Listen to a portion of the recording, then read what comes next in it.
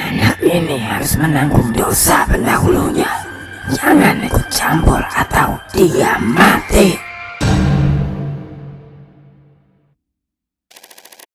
Alam menyimpan sejuta cerita, tidak hanya soal rasa bagi mereka yang bernyawa, tapi juga sejarah bagi mereka yang pernah singgah. Selamat datang di Jero Portal. Ini adalah segmen garis atau gambar misteri. Pada episode kali ini, gue akan menceritakan pada kalian peristiwa yang dialami oleh Arini, gadis yang ketempelan kuntilanak selama 14 tahun. Sebelum kita mulai ceritanya, dukung channel Jero Portal untuk terus berkembang dengan cara like, comment, share, dan subscribe. Jangan lupa follow Instagram gue dan Twitter gue @jeropoint. Langsung aja kita mulai, garis.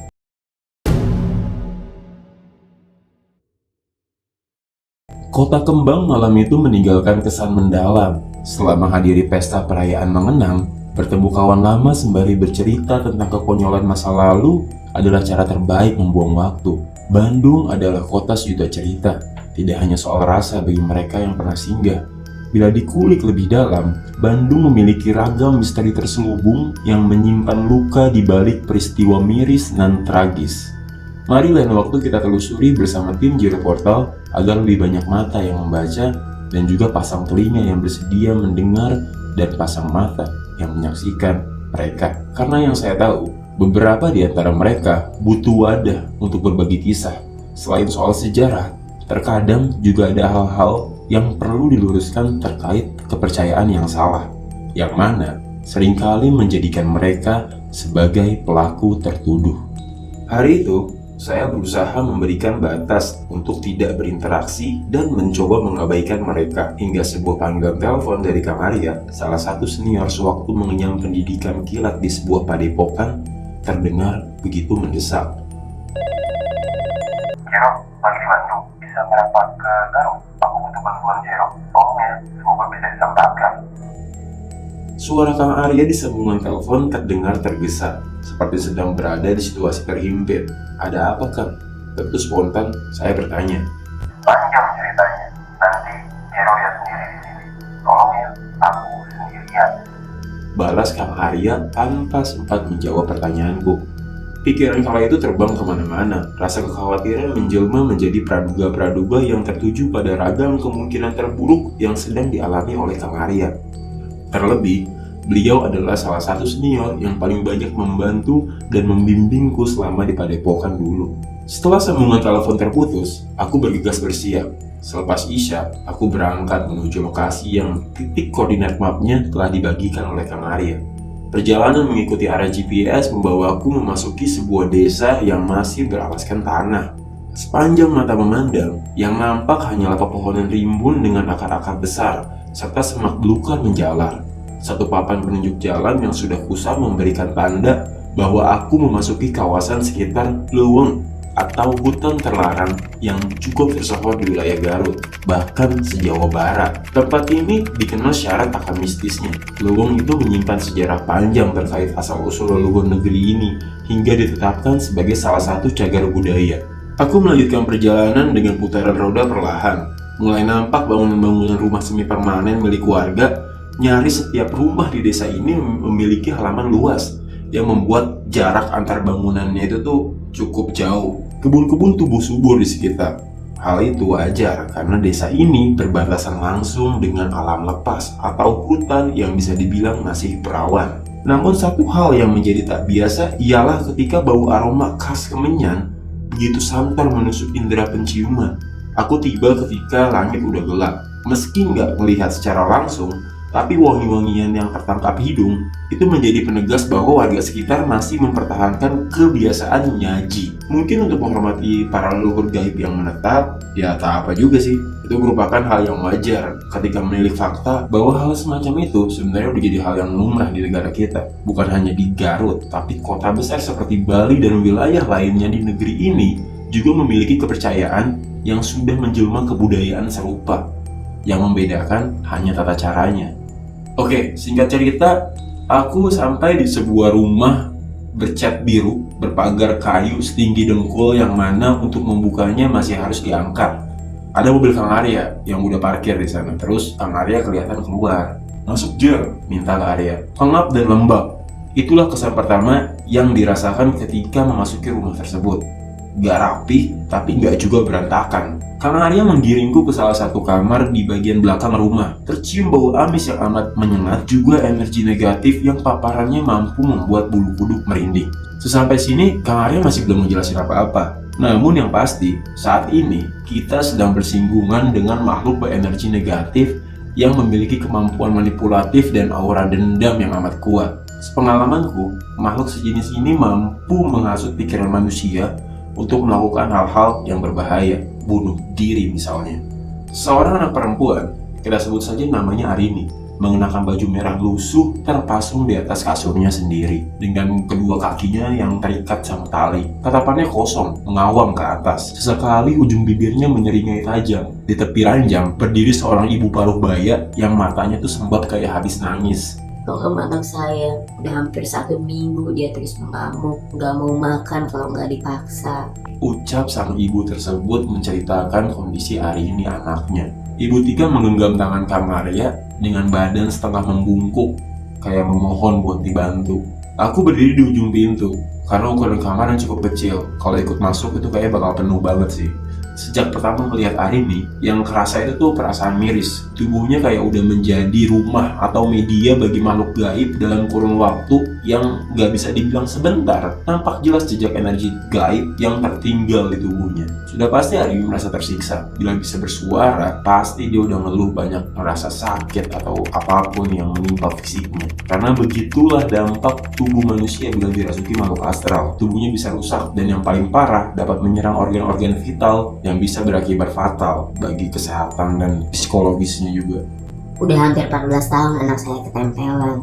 Udah berobat sana sini tapi nggak sembuh-sembuh. Bu Tika mulai menceritakan apa yang dialami sama anaknya. Ini tatapannya Arini pas dilihat di sana tuh benar-benar cuma ngawang ke atas, dan dia tuh kayak nggak nengok sama sekali ke Kang Arya ataupun ke arahku yang baru datang waktu itu. Wajahnya tuh pucat pasi, bibirnya biru, tubuhnya kurus, dan ada lingkaran hitam kayak mata panda di matanya Arini. Singkat cerita, kita akhirnya lanjut berbincang di ruang tengah. Di situ, Bu Tika, ibunya Arini, menceritakan apa yang terjadi sama anaknya. Arini mulai menunjukkan tanda-tanda keanehan sejak dia duduk di bangku SD.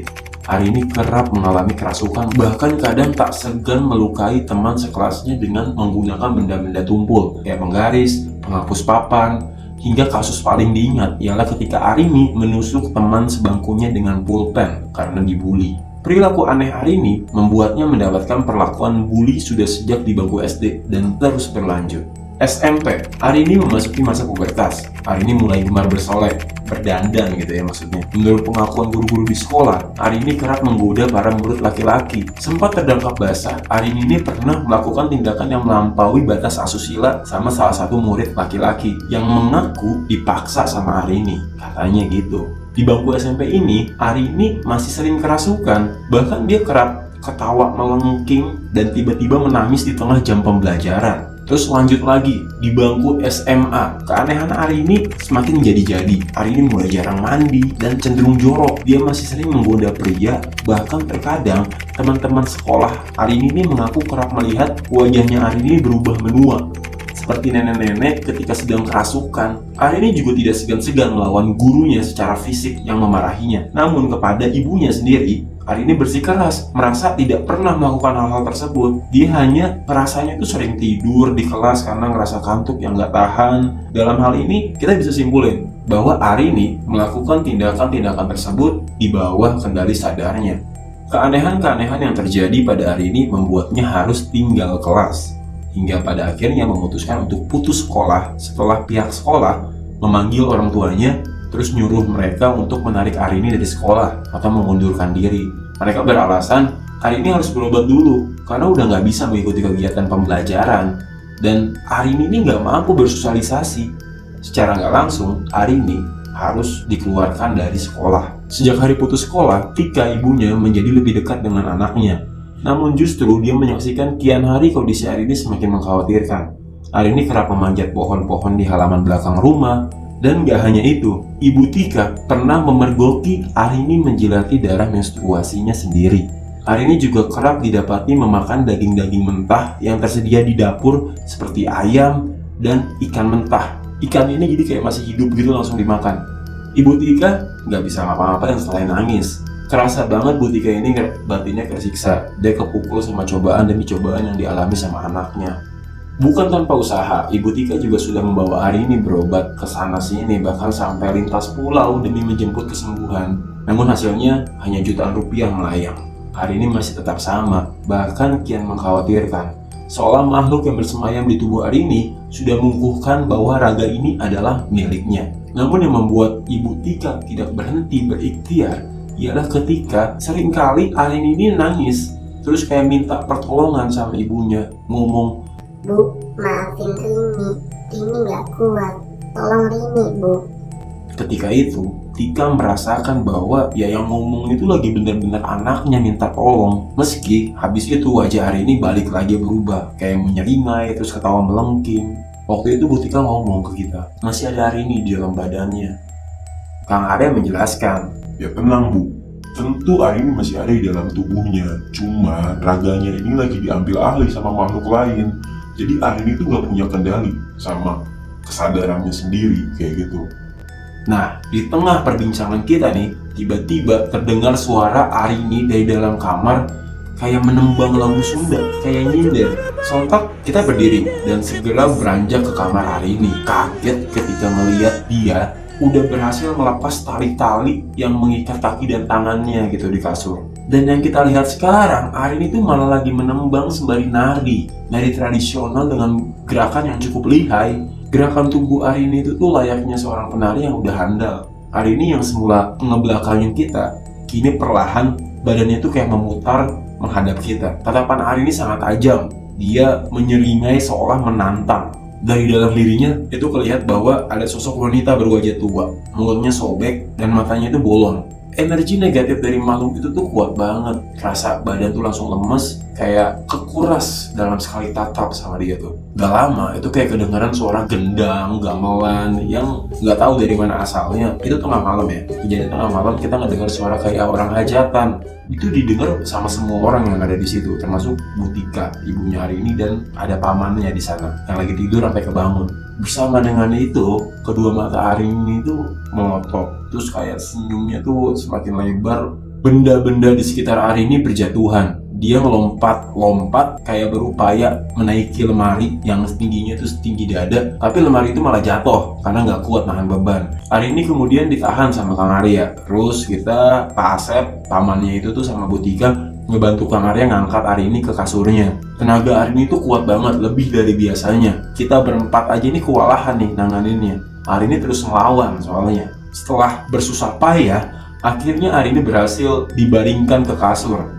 Aku dan Pak Asep, pamannya Arini, nahan kakinya, sama Bu Tika dan Kang Arya nahan tangannya. Terus sama Kang Arya dibentak, siapa kamu? Walaupun kaki dan tangannya udah kekunci nih, udah kita pegangin, tapi matanya tuh masih melotot dan mulutnya tuh masih menyeringai lebar banget pokoknya. Kepalanya bergerak ke kiri dan ke kanan dengan cepat. Kang Arya berupaya nahan gerakan kepala Arini dengan satu tangannya karena khawatir itu sini-sininya bisa cedera karena cepet banget gerakan kiri ke kanannya itu. Di situ Bu Tika udah nangis, histeris, udah lemes lah melihat anaknya kayak gitu. Tolong jangan ganggu anak saya. Tapi tiba-tiba Arini ini kayak ngomong, aku Arini, lembut banget ngomongnya tuh. Ibu ini Arini, tolong lepasin Arini, jangan dipegangin Bu, sakit. Arini ini kayak memohon sama Bu Tika buat bilangin ke kita, ya lepasin, minta dilepasin gitu intinya.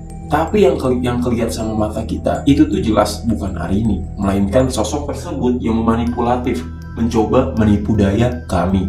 Kang Arya bentak lagi. Saya tanya lagi, siapa kamu?